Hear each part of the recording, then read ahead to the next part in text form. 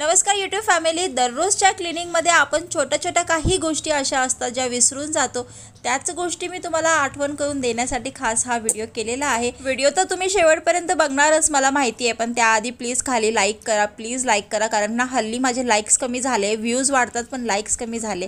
तर चला तर मंडळी, आपण जास्तीची लांबण न लावता आता व्हिडिओला लगेचच सुरू करूया. नेहमीप्रमाणे व्हिडिओ तुमच्यासाठी हेल्पफुलच असणार आहे. आवडला तर कमेंट बॉक्समध्ये तुमच्या प्रतिक्रिया पण कळवा. आजच्या व्हिडिओची सुरुवात करूया गॅस क्लिनिंगपासून. तर सर्वात आधी क्लिनिंग म्हणजे म्हटलं की माझं किचन ओट्याकडे लक्ष जातं. सर्वात घाण झालेला तो म्हणजे माझा गॅस. सकाळी सकाळी अतिशय घाई असते. सकाळी 6 वाजता वैष्णवीचा टिफिन असते, 7 ते 8च्या दरम्यान बाकीचे कामं असतात आणि नंतर 9 ते 10पर्यंत मला सचिनचं आवरून द्यायचं असतं. त्यामुळे गॅसकडं माझं दुर्लक्ष होतं. तर 10च्या दरम्यान मी काय करत असते, सगळं आवरल्यानंतर स्वयंपाक पाणी नाश्ता वगैरे सगळं झाल्यानंतर जो काही गॅस ओटा घाण झालेला असतो आणि गॅस ते मी घासून घेत असते, एकदम चकाचक घासून घेत असते, जेणेकरून दिवसभर जे काही आपल्याला वापरण्यात येणार असेल, बाळासाठी खाऊ बनवायचं असते किंवा काय, त्यावेळी आपल्याला किचन ओटा एकदम स्वच्छ मिळतो आणि कामामध्ये पण आपल्याला इंटरेस्ट येतो. त्यामुळे इथे मी गॅस नेहमी सकाळी घासून घेत असते आणि गॅसच्या वरती जी टाईल्स आहे ती सुद्धा तिथल्या तिथेच घासून घेत असते, जेणेकरून जे तेलकट डाग त्याला लागलेले असतात, तेलकटपणा लागलेला असतो, ते निघून जातो. आणि अशा प्रकारे गॅस घासून झालेला आहे. आणि ते बर्नर मी काढलेले असतात गॅस घासत असताना. तर इथे माझा गॅस एकदम स्वच्छ घासून झालेला आहे, धुवून झालेला आहे. या ठिकाणी मी कोरड्या कॉटनच्या फडक्याने मी याला आता स्वच्छ पुसून घेते. सो अशा प्रकारे गॅस प्लस किचन ओटा सगळा माझा स्वच्छ झालेला आहे दिवसभराच्या कामासाठी. आता मी तुम्हाला दाखवणार आहे की दिवसभरात जास्त वापर होणारा ते म्हणजे सिंक. तर रात्री तर घासलेलाच असतो. त्यानंतर कधी काय होते, एखाद्या वेळेस चुकून ना रात्रीला क्लीन केला नसेल तर मला सकाळी हे क्लीन करावं लागतं. मात्र मला दिवसभर हे क्लीन लागतं, कारण काय आहे, घरामध्ये लहान बाळ आहे, त्यामुळे स्वच्छता मात्र असायला पाहिजे. रात्री विसरल्यामुळे काय होते, आज हा सकाळचा रुटीन झालेला आहे. तर इथे मी सगळं सचिनची शेविंग वगैरे झाल्यानंतर, क्लीन ब्रश वगैरे झाल्यानंतर सगळं इथे मी आता हे घासून घेत आहे आणि हे दिवसभर मला वापरण्यासाठी कामाला येतं. आणि या ठिकाणी बघा, वरती जे टाईल्स आहे सिंकच्या वरती ती सुद्धा मी घासून घेणार आहे. तर अशा प्रकारे माझी ही जी घासणी आहे ना, ती सेपरेट फक्त सिंक घासण्यासाठी आहे. तर दोन्ही सिंकसाठी मी वेगवेगळ्या घासण्या केलेल्या आहे, ते तुम्हाला मी आधी पण सांगितलं होतं. तर अशा प्रकारे मी हे फरशी पुसण्याच्या आधी सिंक धुवून घेत आहे. अशा पद्धतीने माझं सिंक आणि वरचे टाईल्स एकदम चकाचक क्लीन झालेली आहे. आता उद्या सकाळपर्यंत अजिबात टेन्शन नाही, एकदम क्लीन आहे हे. आता आपण वळूया घर स्वच्छताकडे. तर मी आता इथे या ठिकाणी बघा झाडू मारून घेत आहे. रात्रीला झाडू मारलेला असते स्वच्छ एकदम आणि पुसून घेतलेला असते, त्यामुळे काय आहे, दुसऱ्या दिवशी 10पर्यंत तरी मला ताण नसतोय. पण काय आहे ना, धूळ एवढी येते ना की सकाळी 10पर्यंत बघा अचानक एवढी फक्त धूळ आहे, तुम्हाला कचरा दुसरा काही दिसणार नाही, परंतु ही धूळसुद्धा आपल्याला काढावीच लागते, नाहीतर पायाला एकदम कचकच होते. तर इथे बारीक बारीक धूळ मी कशा पद्धतीने झाडते तुम्ही बघत आहात.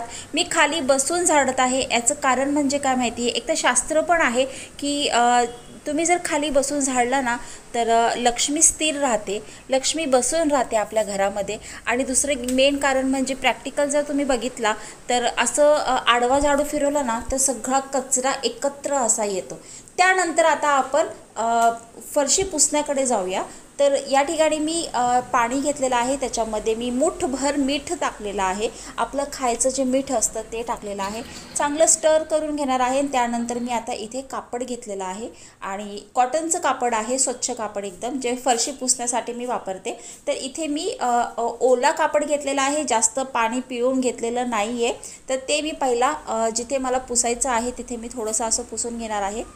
त्यानंतर पुन्हा ते कापड पाण्यामध्ये बुडून एकदम करकरीत त्याचं पाणी पिळून काढायचं आणि त्याला मी पुन्हा आता ज्या ठिकाणी मी ओला फडका फिरवला होता त्या ठिकाणी मी पुन्हा हे कोरडा फडका फिरून सगळी धूळ माती बारीक बारीक जी आहे फर्निचरवरती इकडे तिकडे सगळी काढून घेणार आहे, जेणेकरून झाडू मारत असताना जे काही बारीक बारीक सूक्ष्म केळ कचरा वगैरे जो असतो तो निघून जातो. आणि मेन म्हणजे काय आहे, अशा पद्धतीने जर तुम्ही घर पुसला आणि जर झाडलं ना तर ट्रस्ट मी तुमच्या पायाला थोडीसुद्धा घाण लागणार नाही, थोडीसुद्धा धूळ लागणार नाही. तुम्ही हा पर्याय नक्की करून बघा. हल्ली काय आहे, मॉप आलेले आहे आणि मॉपमुळे काय होतं, एवढी स्वच्छता होत नाही. परंतु काय ना, प्रत्येक वेळा खाली वाकून आपल्याला घर पुसता येईल असं नाहीच आहे. त्यामुळे आठवड्यातनं 2 वेळा किंवा 3 वेळा तरी आपण असं घर पुसलंच पाहिजे. आणि ह्याच्या मागे मीठ का टाकलेलं आहे, मिठाचा वापर ना पूर्वी काळीपासून फरशी पुसण्यासाठी करत आलेले आहे. ह्याचं कारण म्हणजे ते अँटीबॅक्टेरियल म्हणून आपल्या फरशीवर काम करतं. जे काय बॅक्टेरिया असतात, जे काय जर्म्स असतात, घरामध्ये लहान मूल खेळत असतं, तर आपण फिनेल वापरू नये. या ठिकाणी लायझॉल पण वापरू शकतात, बट इथे मिठाचा वापर करावा. मिठाचा वापर केल्यामुळे घरातले जर्म्स कीटक नाशक हे सगळे दूर होतात. त्याचबरोबर घरामध्ये लक्ष्मी स्थिर राहते, घरामध्ये वातावरण पॉझिटिव्ह राहतं, घरात सगळ्या गोष्टी धनधान्य स्थिर राहते.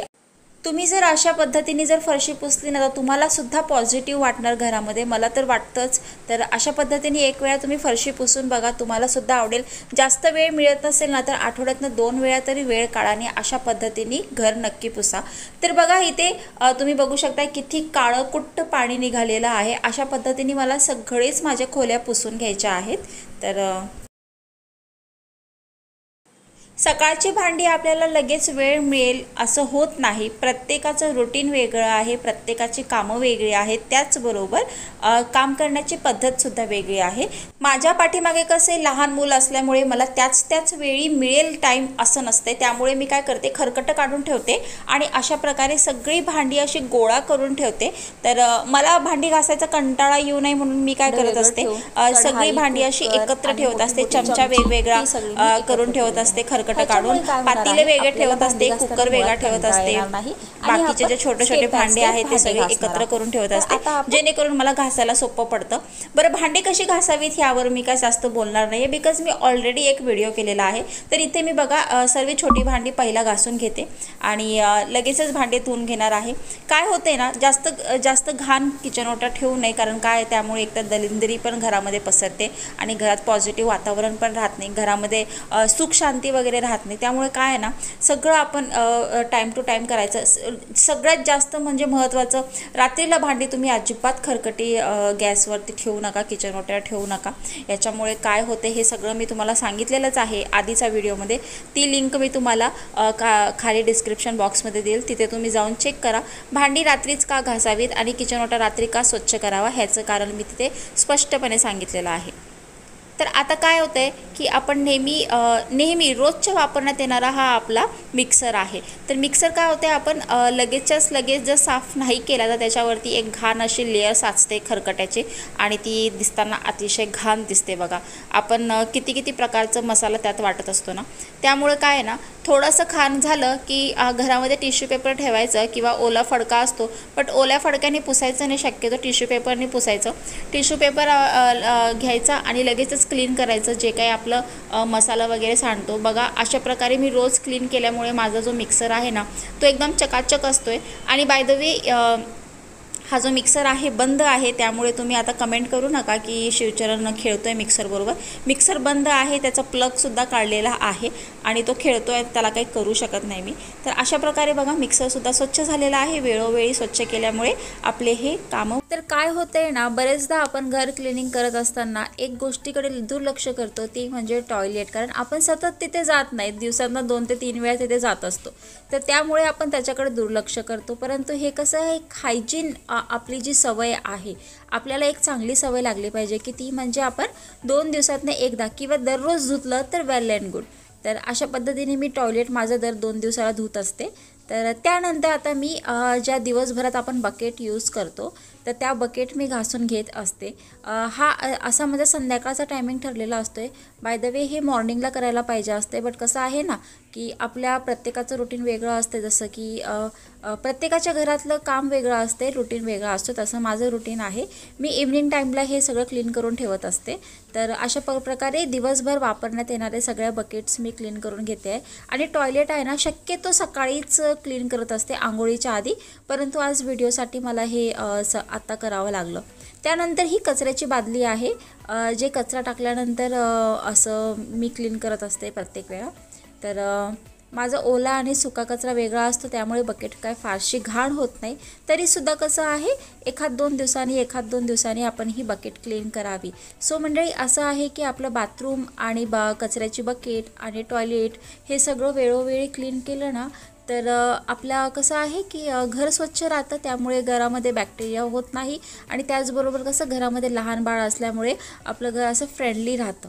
तर अशी स्वच्छता आपण कायम केली ना तर आपला एक वेगळाच कॉन्फिडन्स लेवल असतो. मेन म्हणजे काय, कोणी जर शेजार पाजार बाथरूममध्ये गेलं तर आपल्याला त्याची लाजसुद्धा वाटत नाही आणि वाससुद्धा येत नाही.